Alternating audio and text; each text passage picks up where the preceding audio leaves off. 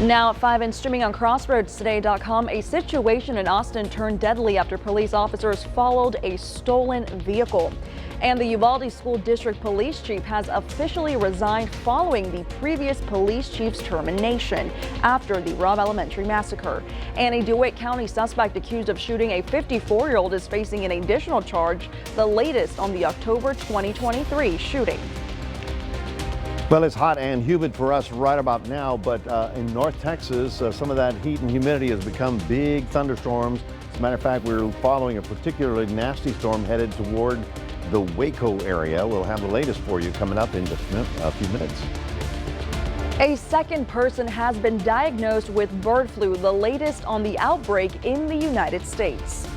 You're watching 25 News Now at 5. Good afternoon and thanks for being with us. I'm Karina Garcia.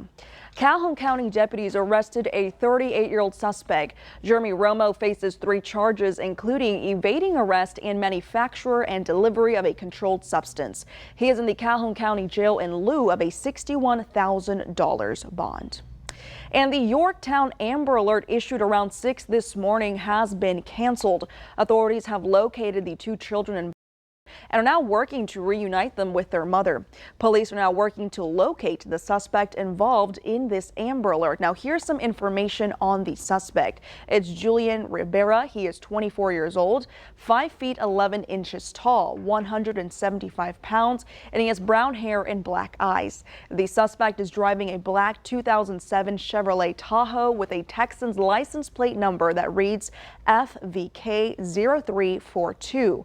The suspect was last seen in San Antonio. Now, if you have any information, call the DeWitt County Sheriff's Office at 361-275-5734. A 6th charge was added against a suspect arrested by DeWitt County deputies last October. Authorities say 36-year-old Cody Eggmeyer of West Hoff shot 54-year-old James Lewinsky of Yorktown. Eggmeyer is facing charges from DeWitt County of aggravated assault with a deadly weapon and felon in possession of a firearm. He is also charged with theft of a firearm from Goliad County. Eggmeyer is in the DeWitt County Jail in lieu of a $60,000 bond. And now let's take a look at your forecast with First Warn Storm Team Chief Meteorologist Mac Bettis. Well, thank you very much. Good afternoon, everybody. For us, heat and humidity another day well into the 90s. Bad news is going to be getting warmer through the weekend, but of more immediate interest is right about here. This is a particularly nasty storm that's rolled over Brownwood and now headed right toward the Waco, Killeen area. This is going to be a rough night for that part of the world, and we'll have the latest for you coming up in just a few minutes. Mac, thank you. A stolen vehicle resulted in a deadly SWAT situation in Austin on Tuesday. Shortly after noon, authorities observed a stolen vehicle. The driver of that vehicle turned into a gas station and walked inside. Police followed and noticed the man had a gun. The suspect began pouring lighter fluid on the counter of the gas station and making Molotov cocktails, all while still holding the gun.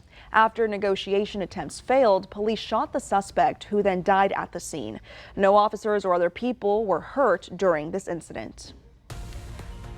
Families of victims at Robb Elementary School in Uvalde have settled a lawsuit with the city. 19 families of students and teachers killed in that mass shooting 2 years ago will receive a total of $2 million. The city is paying the settlement from its insurance coverage. City leaders also pledged to institute a new fitness of duty standard for police officers. The families are also suing 92 DPS officers, the school district, and individual employees. There will be lawsuits forthcoming, most immediately against the state of Texas, which has done nothing at all but burden this town before the shooting by not giving them the resources they need, prevented these families from getting the information they need, and then blaming this city. First responders were highly criticized for taking 77 minutes to enter the school upon arrival. So here is your viewer poll this afternoon. The question is, what is most important to support the families affected by the Uvalde massacre? Is it financial compensation, mental health support and counseling, legal justice and accountability, or community support initiatives? We want to hear from you. Come to crossroadstoday.com/vote to take part. And we're going to have an update on 25 News Now at 6. On Tuesday, Uvalde School District Police Chief Joshua Gutierrez officially submitted his resignation. His resignation is expected to be presented for board approval on June 17th. There's no word on why he's stepping down. Gutierrez was the replacement after the former police chief was fired back in August following criticism of his actions during the Uvalde massacre in 2022. 376 law enforcement officials responded to the scene on May 24th that day, and 19 children and 2 teachers died. A White House-backed effort to vote on a border security package in the Senate is losing its support. New Jersey Senator Cory Booker has come out against the bill, which is expected to hit the Senate floor on Thursday. This shows Democrats are losing support within their ranks, even as they try to shift blame for the border crisis to Republicans. The bill was not expected to pass due to Republican opposition.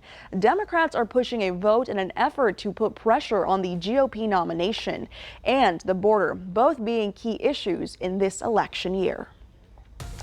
A person in Michigan has been diagnosed with bird flu. It's the second human case connected to an outbreak in the U.S. in dairy cows.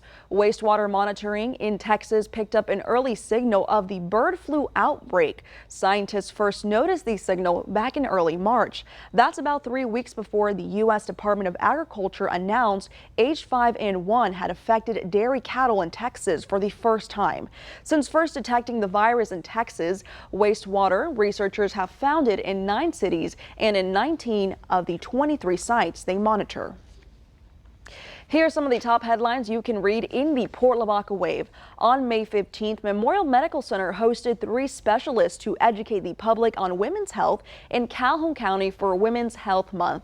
And Calhoun County, along with Formosa Plastics Corporation, broke ground on May 6th for a future recycling center where they plan to expand it. You can read these stories and more at theportlavacawave.com. Over in Lavaca County, 2 candidates are running for Lavaca County Sheriff. Incumbent Sheriff Micah Harmon and Stephen Greenwell. Harmon spent more than 44 years in the public service, serving as the Justice of the Peace first before he was elected to Lavaca County Sheriff in 2004. Harmon wants to address the cartel issues in Lavaca County and address increasing school safety for Lavaca County schools. Greenwell has more than 25 years of law enforcement experience. His main focus is border-related crimes and issues in Lavaca County. And a reminder, early voting continues through Friday. Early voting is at the Dr. Patty Dotson Public Health Center, 2805 North Navarro, Classroom A. Early voting hours are Wednesday through Friday, 7 a.m. to 7 p.m. Bloomington High School will honor Kevin Garza during their graduation commencement come Friday. Garza was supposed to walk the stage with the class of 2024. However, his life was taken from him back in 2016. The 11-year-old was making his way to school when a vehicle struck him. His mother will walk the stage and accept what should have been his diploma during the commencement. In honor of National Peace Officers Memorial Day and National Police Week, one family is honoring a fallen officer. Deputy Sheriff David Castillo passed away in a vehicle collision that hit a tree while responding to a mandatory officer assistance call. Tomorrow, his family will honor him at San Antonio at the courthouse in downtown. And this Saturday, that's May 25th, his family will hold a family reunion at the Victoria Art League at 4 p.m. David was a former Stroman High School football player. Now remember to subscribe to our YouTube channel, Crossroads Today. Hit the like button and click that notification bell. For now, stay with us. The memorial for a fatal bus crash in Central Florida was removed. Straight ahead on 25 News Now at 5, the reason why and the latest on the suspect involved in the crash. Also ahead, a Houston woman shares her story after losing her home in Thursday's deadly storm.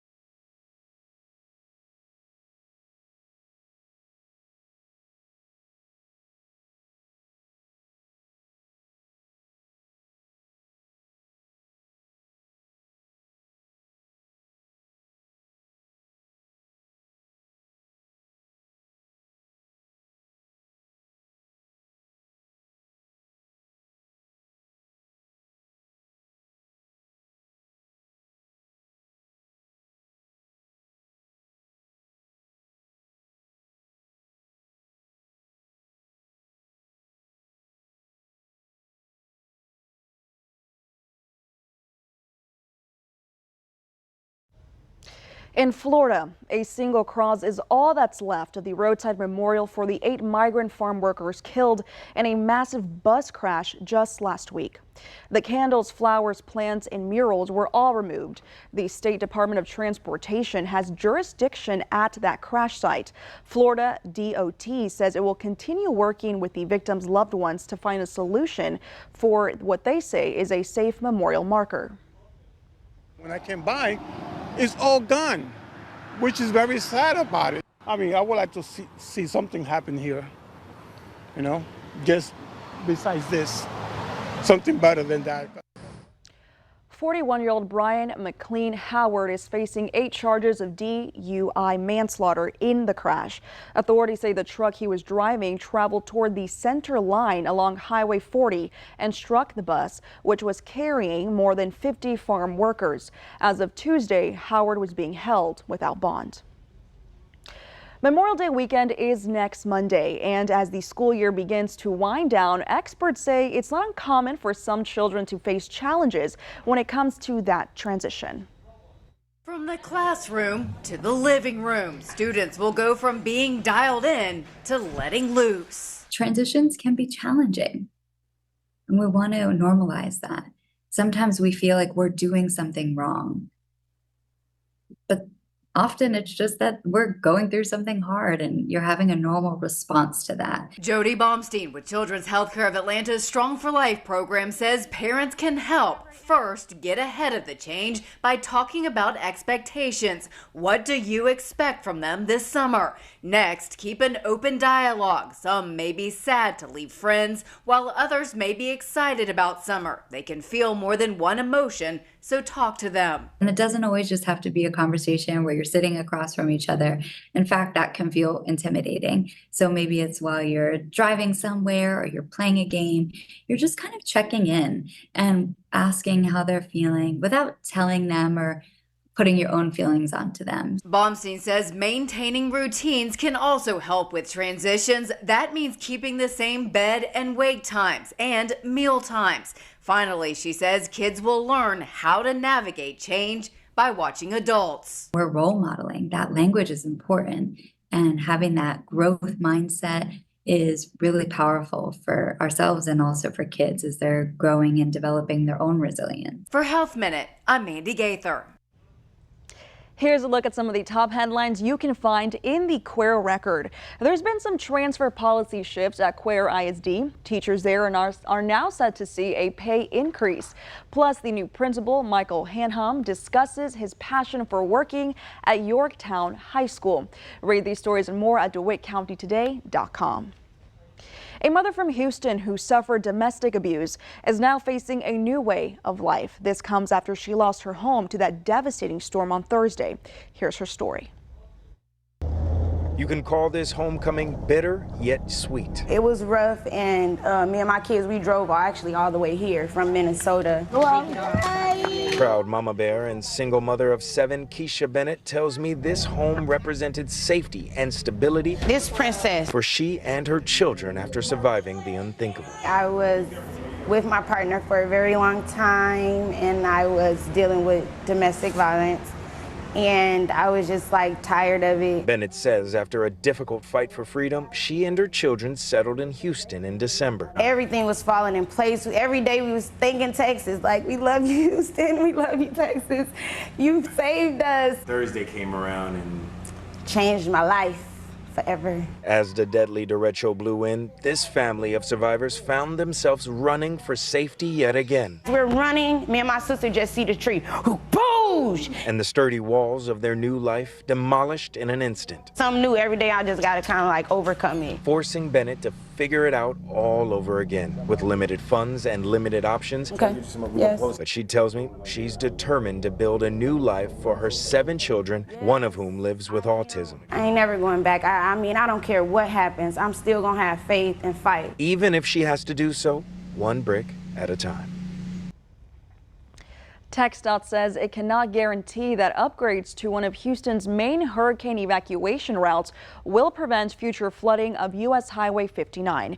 You can read this Texas Tribune article on our website, crossroadstoday.com. And good afternoon, everyone. The heat and humidity is on for us right about now. It's 89 degrees, but it feels like 102. Yes, it was one of those days. Our high today actually officially was 92. We're going to have to check that. Believe it or not, the temperatures are going to be getting warmer as we get on into the weekend. Yes, warmer. And tonight is a very serious night for severe storms in North Texas. We'll have the latest for you coming up after this.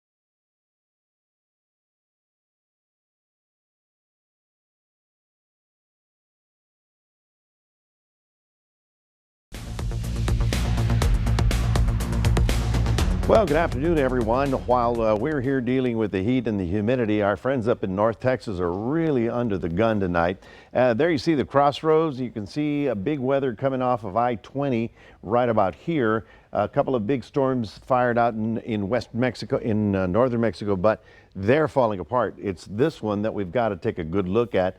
And of course, you know that the heat wave that we're having now, which is a little bit early, is not just us. It's basically the Caribbean, northern Mexico, and all of the central part of North America, really. But this is the subtropical high that's coming back up and going to give us a brutal summer that we've got to get ready for. Now, here, let's talk about what's really happening right now. This is bad news, folks. This is a fierce storm. Actually, two of them came together. There's very likely that there's a tornado in this right about now, and it's headed toward Waco. It went over Brownwood, and there's big stuff out there farther west in Abilene and San Angelo right now. And all of that is drifting to the east, fortunately for us. Now, this was within the hour in Brownwood, and I wanted to show you this because it's important to note, whenever you see stormy weather where you see a green light like that, that is severe weather. That is get off the roads, get inside, find safety and security. This is an absolute warning sign because the sunlight is coming through so much atmosphere. This is going to be a bad storm. So now, where is it right about now? Well, there you see Waco. There you see Lampasas. It's really very close. We've got all kinds of watches and warnings up in that area, all the way back into San Angelo. Now tomorrow, as far as we know, we're looking for that activity to stay up there because the pressure just has lifted over us, and that's why we're so warm. So we're looking for a 92 tomorrow and a 97 out west, and of course 100 out along the Rio Grande. Now this is tonight, okay, severe weather outlook, and where is it? It's exactly where they said it would be, right there in that orange area. So what I'm trying to tell you, you should have a lot of confidence in this scale. When it says, the Storm Prediction Center says here, that's where it's going to be, okay? So we're not invited, but that's okay. We're just worried about our friends and family up there. Tomorrow, a little less of a threat, but that would be from Dallas up to the Red River. And of course, we're way too far south for any of that. We're just going to continue in the hot and steamy kind of weather. So, and then the third day, you can see here, this would be, let's see, what's today? Wednesday, Thursday, Friday, Saturday. It'll be way up over northeast Texas, just clipping the Texarkana area. So let's take a look at what you can expect here in the Crossroads. For Port Lavaca tomorrow, partly cloudy, sunny, hot, about 89, 90 degrees, and a fairly strong sea breeze. Mostly cloudy in the morning, then partly cloudy in the afternoon. A gusty sea breeze getting you up to 93 in Cuero, and then, you know, just take a look at it. 92, 94, 95, 98, 99 is the forecast high for Memorial Day. So let's just figure lots of watermelon and lots of lemonade. That's your 7-day forecast, reminding everybody we do have a QR code. Love for you to scan that, put Crossroads Today on your phone. And here's Karina. Thank you, Matt. Coming up next on 25 News Now at 5, we're going to take a look at your stocks. Plus, TikTok is preparing for mass global layoffs ahead of the U.S. nationwide ban threat.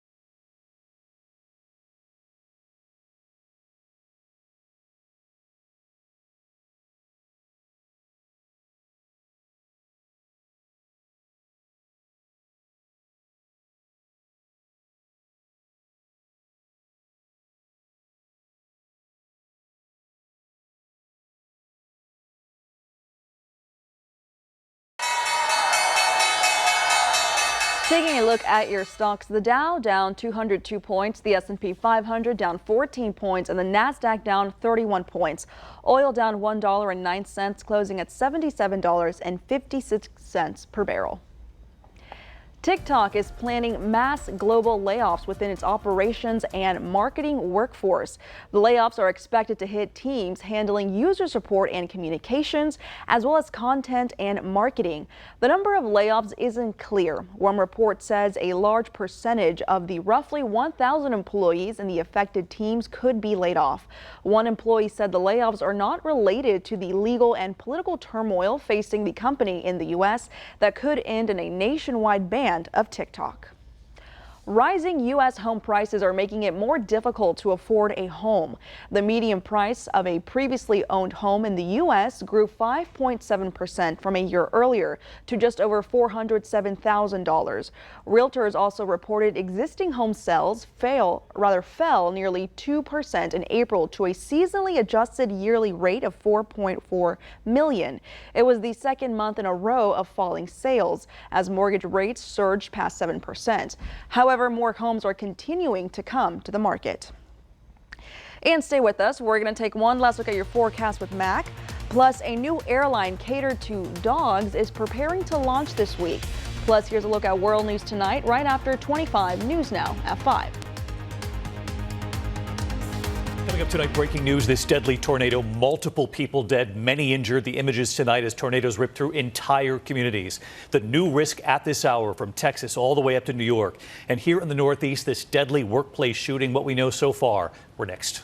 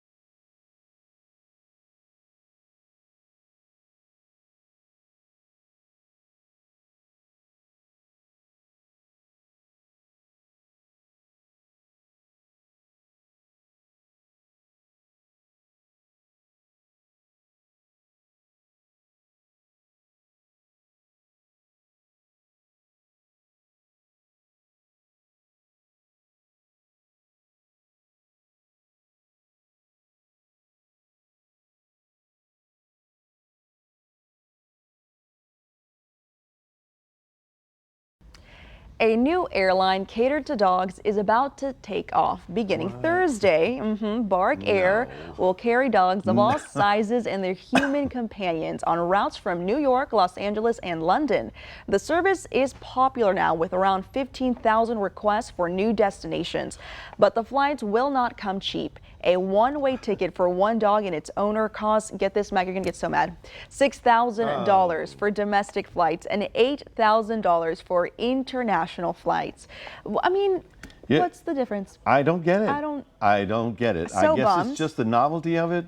But I'm going, you know, as it is, I'd pay a little bit more if they had a seat where I actually fit in it, you know. I mean, I'm not a big guy, but, you know, you're sitting in the airplanes nowadays, and now the dogs are going in better condition than us. That ticks me off a little bit that it's that much. But you know what also is ticking me off?